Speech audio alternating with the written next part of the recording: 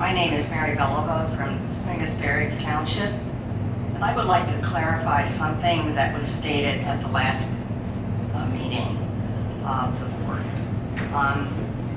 Kathy Schaefer mentioned at the last board meeting to over 100 people that were here that Senator Phillips Hill was charged with the co-chairman of a committee and mentioned that they should contact Senator Phillips Hill about the shameful state formula for education.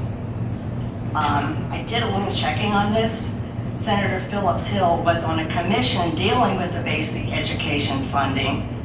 It was a commission that had 14 hearings and 100 people testified. The purpose for the committee was to develop a formula for education and other aspects related to education. The commission was composed of 9 Democrats and 6 Republicans.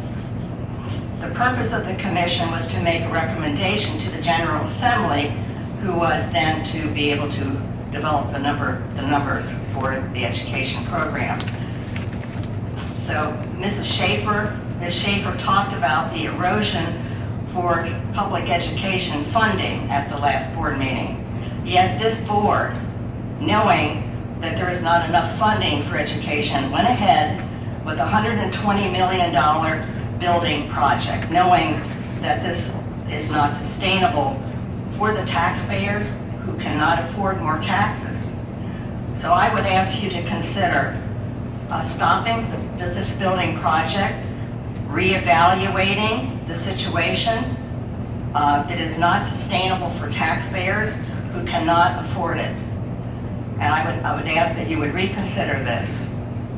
I would like to right now, if you would allow me to, Marie, would you please come up here? My next door neighbor are here, Marie and Alexander, who are from Ukraine. They live next door to me. Marie, come.